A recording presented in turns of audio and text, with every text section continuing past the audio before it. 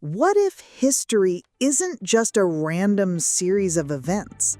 What if it's a story, written by a single author from beginning to end? In the final book of the Bible, a mysterious and powerful title appears: I am the Alpha and the Omega. As the first and last letters of the Greek alphabet, Alpha, A, and Omega, Omega, signify the absolute totality of all things. The one who holds this title claims to be the uncaused origin of all existence and the ultimate purpose for which all history unfolds. It's a title of absolute sovereignty over time and space, further described as the first and the last, and the beginning and the end. While often attributed to God the Father, this divine signature is also unequivocally claimed by the glorified Jesus Christ, a powerful affirmation of his supreme divinity. But this wasn't a new idea. The concept has deep roots in the Old Testament, where God declares in the book of Isaiah, I am the first and I am the last, and there is no God besides me. This wasn't just a philosophical statement. It was a direct challenge. In a world of man-made idols, the God of Israel offered one irrefutable proof of his divinity: his ability to declare the end from the beginning, to accurately predict the future. This divine claim was put to the test on the world stage. In 605 BCE, the mighty Neo-Babylonian Empire, led by King Nebuchadnezzar, became the undisputed superpower of the ancient world. Nebuchadnezzar set his sights on the small kingdom of Judah, and after a series of campaigns, his army lay a brutal siege to Jerusalem. Archaeological evidence confirms the biblical account of a violent conquest. Excavations have revealed thick layers of ash and distinctive Babylonian arrowheads dating precisely to this period.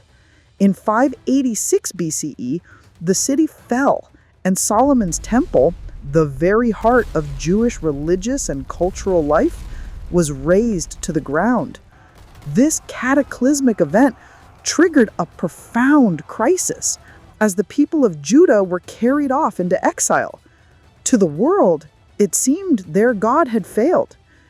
But just as God had prophesied through Jeremiah that the exile would have a 70-year limit, he also prophesied the fate of Babylon itself. That seemingly invincible empire collapsed with astonishing speed. That great city of Babylon, a symbol of worldly power, was conquered by a new superpower on the world stage: Persia, under its king, Cyrus the Great. For the exiled Jewish people, what happened next was a stunning moment. They watched as the empire that destroyed their home was itself being destroyed. The spectacle revealed a simple, powerful truth. The prophet Isaiah had described it perfectly. The mighty gods of Babylon, Bel and Nebo, were just heavy, helpless statues. They were powerless to save their own priests or their own city. They had to be physically lifted and carried, first by their worshippers into temples, and now by their conquerors, to be carried away as loot on weary animals. They were a burden. On the other hand, the God of Israel is the complete opposite. He is an unseen, living force who cannot be carved into a statue. Instead of being carried by his people, he is the one who carries them. As Isaiah declared from God himself, I have made and I will bear. I will carry and I will save. He is a supporter and a savior, not a burden. He actively intervenes in history to protect and guide his followers. The most important part is that this entire scene, described in Isaiah 44, 45, and 46, was a prophecy written centuries before it was fulfilled to the very letter. And at the heart of that prophecy was one specific man. Over 150 years before he was even born, the prophet Isaiah had named him. He declared that a king named Cyrus would be God's shepherd, who would free the exiles and command that the temple in Jerusalem be rebuilt. This is exactly what happened. Cyrus pursued a revolutionary policy of tolerance, allowing conquered peoples to return to their homelands. The proof of this policy is a real historical artifact known as the Cyrus Cylinder, a clay tablet that describes this policy of repatriation, lending incredible historical credibility to the biblical account. Through the political strategy of a pagan king, God's promise was fulfilled with pinpoint accuracy.